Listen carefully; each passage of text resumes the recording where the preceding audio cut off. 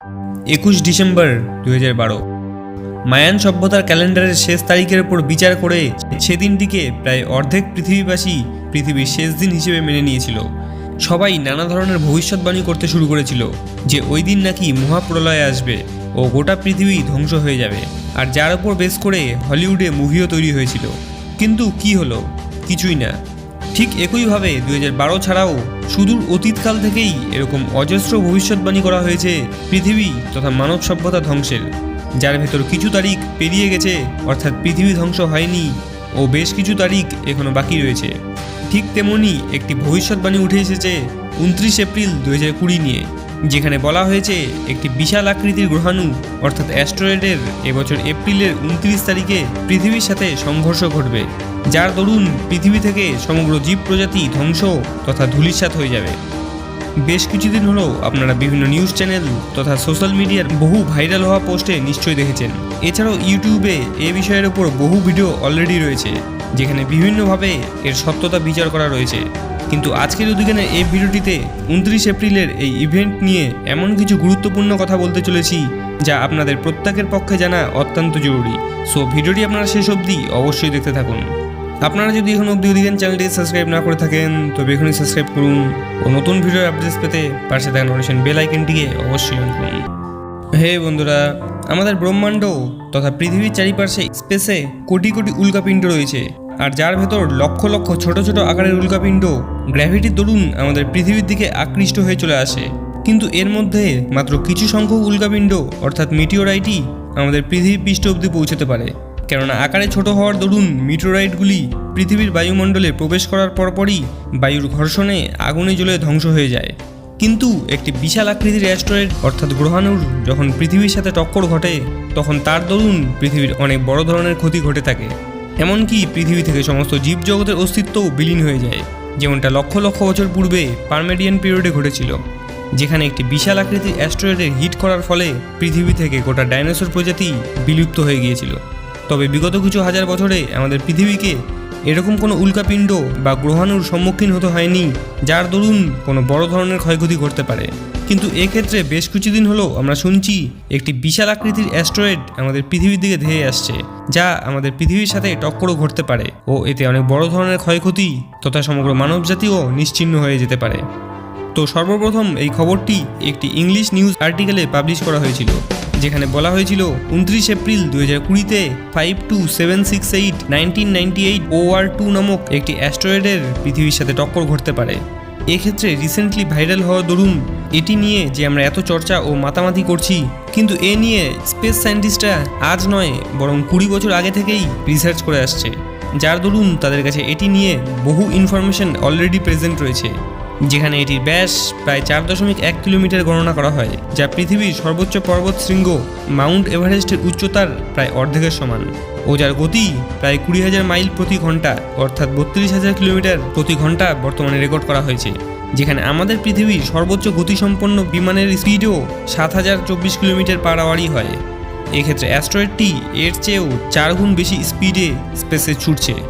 সেক্ষেত্রে একটি অর্ধেক এভারেস্ট যদি এত স্পিডে পৃথিবীতে আছড়ে পড়ে, তবে এটি তো স্বাভাবিক যে এর আঘাতে মানবজাতি তথা সমগ্র পৃথিবীরও এতে অনেক বড় ধরনের ক্ষতি ঘটবে। কিন্তু এক্ষেত্রে প্রশ্ন এটি নয় যে অ্যাস্টেরয়েডটি কত বড় আর কত স্পিডে ট্রাভেল করছে। এক্ষেত্রে মেইন প্রশ্ন তো এটি যে অ্যাস্টেরয়েডটি আদৌ কি পৃথিবীর সঙ্গে সংঘর্ষ ঘটবে কি না। তো এটা জানতে আমাদের কিছু অফিসিয়াল ডাটাবেসে নজর দিতে হবে। অ্যাস্টেরয়েড ওয়াচের অফিসিয়াল টুইটার হ্যান্ডেল দ্বারা প্রাপ্ত ইনফরমেশনে জানা যায় এই অ্যাস্টেরয়েডটি 29 এপ্রিল পৃথিবী থেকে 3.9 মিলিয়ন মাইল অর্থাৎ প্রায় 62 লক্ষ কিলোমিটার দূর থেকেই পাস হয়ে যাবে, যেখানে চাঁদ থেকে আমাদের পৃথিবীর দূরত্ব মাত্র 3,84,400 কিলোমিটার। অর্থাৎ এটি যখন পাস হবে সে সময় পৃথিবী থেকে এটির দূরত্ব চাঁদ ও পৃথিবীর দূরত্বের প্রায় 16 গুণেরও বেশি হবে। এক্ষেত্রে আপনারা এখানে স্পষ্ট দেখতে পাচ্ছেন এই দূরত্বটি চাঁদের তুলনায় কত বেশি। এছাড়াও এটি আরেকটি প্রমাণ আপনারা নাসার এই অ্যাস্টেরয়েড রিলেটেড ওয়েবসাইটেও পাবেন, যেখানে বিভিন্ন নিয়ার আর্থ অবজেক্টের সম্বন্ধে ইনফরমেশন দেওয়া আছে, যেখানে এই 52768 নামক অ্যাস্টেরয়েডটির বর্তমান স্থিতি ও দূরত্ব, স্পিড সমস্ত কিছু জেনে নিতে পারবেন। তো ওভারঅল এই সমস্ত ইনফরমেশন দ্বারা এটি তো স্পষ্ট যে পৃথিবীর সাথে এই অ্যাস্ট্রয়েডটির কোনোভাবেই টক্কর ঘটার সম্ভাবনা নেই ও যার দরুন 29শে এপ্রিল 2020-তে কোনো প্রলয় বা পৃথিবীর শেষ দিন এরকম কিছুই ঘটবে না। কেননা নাসা ও ইএসের মতো বড় বড় স্পেস এজেন্সিরা বরাবরই এরকম অ্যাস্ট্রয়েড ও মিটোয়েটের উপর মনিটর তথা নজরদারি চালাতে থাকে। যদি সত্যিই এক্ষেত্রে 29 তারিখে এরকম কিছু হতো তবে অনেক বড় পরিমাণে সরকারিভাবে এ নিয়ে অ্যালার্ট বহুদিন আগেই জারি করা হতো। তো এক্ষেত্রে যদি একটি সঠিক আকারে অ্যাস্ট্রয়েড যদি সত্যিই এত স্পিডে পৃথিবী পৃষ্ঠে আছে পড়ে তবে সেক্ষেত্রে তার ফলাফল কী হবে তার তো ইতিহাসই সাক্ষী রয়েছে। কেননা চিকসিলুপ অ্যাস্ট্রয়েড আজ থেকে লক্ষ কোটি বছর আগে সমগ্র ডাইনোসর প্রজাতিকেই পৃথিবী থেকে ধ্বংস করে দিয়েছিল, যার ডায়ামিটার তথা ব্যাস ছিল 11 কিলোমিটারেরও বেশি।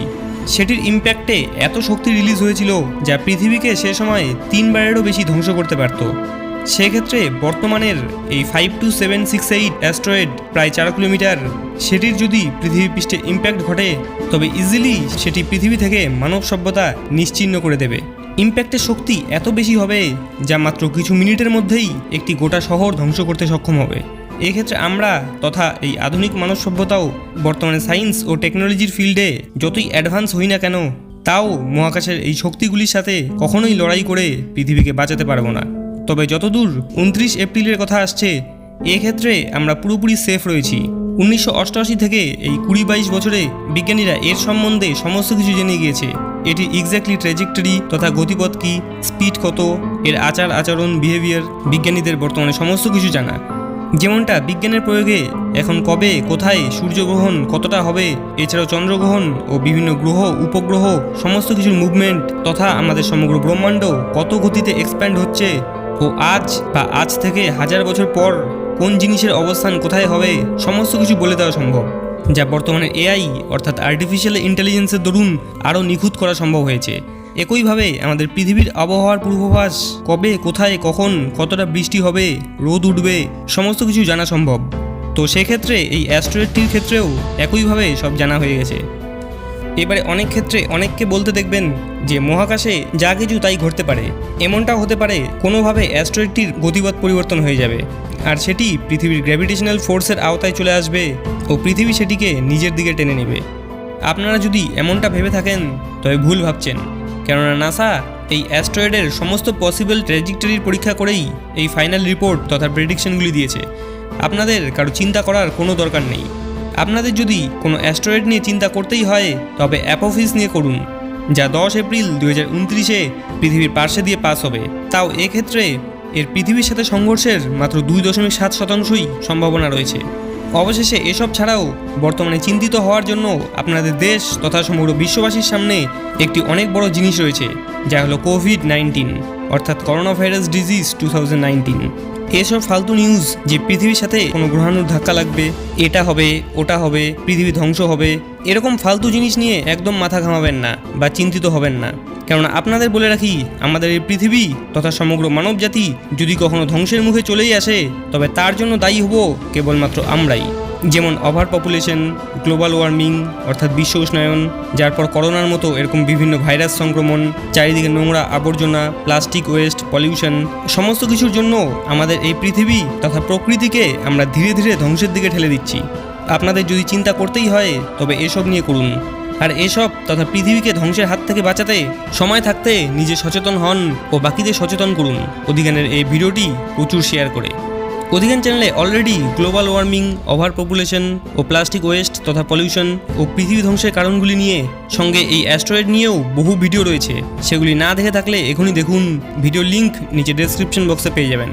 এছাড়াও আপনারা যদি অধিকানের দ্বিতীয় চ্যানেল অধিকান সায়েন্সকে এখনও সাবস্ক্রাইব না করে থাকেন তবে এখনই করুন, কেননা সেখানেও সায়েন্স নিয়ে অনেক ইন্টারেস্টিং টপিক্সের ভিডিও পাবেন।